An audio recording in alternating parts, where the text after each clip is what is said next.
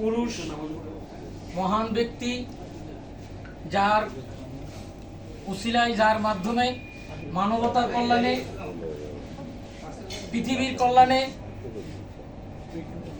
এক বিশেষ অবদান, তিনি আর কেউ নন, তিনি ডাক্তার স্যামুয়েল হ্যানিম্যান, যার জন্মবার্ষিকী উদযাপন উপলক্ষে আমরা উপস্থিত হতে পেরেছি। এখানে আয়োজনে Bangladesh homeopathic health and medical society Brahmanbaria জেলা শাখার উদ্যোগে যারা আয়োজন করেছেন তাদেরকে আমি সভাপতি এবং যারা সাথে জড়িত সবাইকে আন্তরিক শুভেচ্ছা এবং অভিনন্দন জানাচ্ছি। আমরা হ্যানিম্যানের এই জন্মবার্ষিকী উদযাপন উপলক্ষে হ্যানিম্যানের যিনি গুরুত্বপূর্ণ কয়েকটা কথাই আমাদের স্মরণ রাখা উচিত। প্রথমত, হ্যানিম্যান মানবতার কল্যাণে, মূলত চিকিৎসা অর্থ উপার্জন নয়, এটা মানবতার কল্যাণের বিবেচনায় তিনি সারা জীবন সাধনা করে গিয়েছেন এবং মানুষের কল্যাণে কাজ করে গিয়েছেন। যেখানে মূল হোমিওপ্যাথিকের মূল যে বিষয়বস্তু সেটা হচ্ছে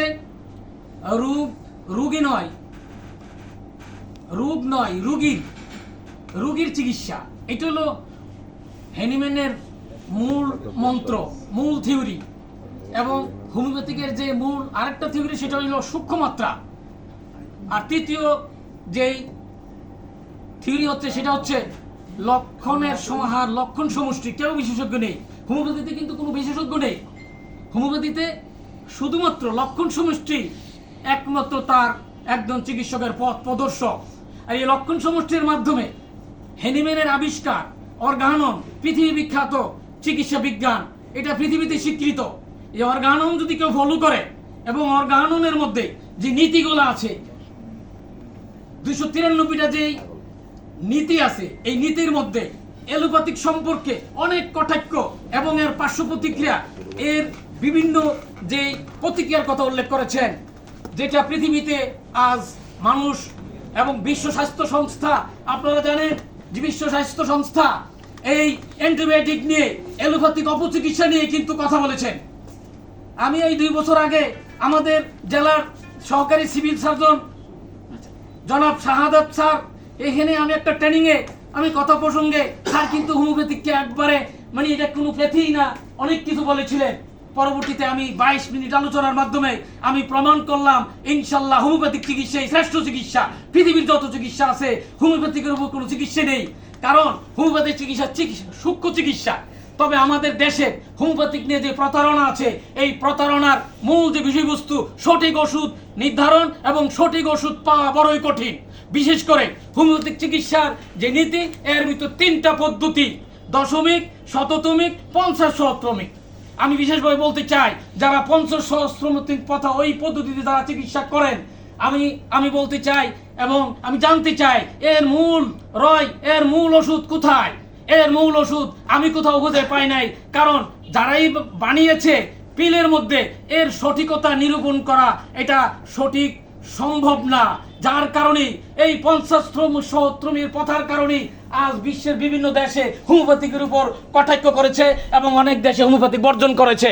সেটা কিন্তু দশমিক আর শততমির জন্য নয়, 50 সহস্রমিক। কারণ 50 পথা সঠিক চিকিৎসা, কিন্তু এই লাইনের চিকিৎসা বর্তমান যুগ উপযোগী এটা আমাদের দেশে সম্ভব নয়, কারণ আমাদের দেশে এটাকে বিশ্বাস করতে চায় নাই। তরির যদি কিছু আরোগ্য না হয় তাইলে কিন্তু মানুষ চায় না।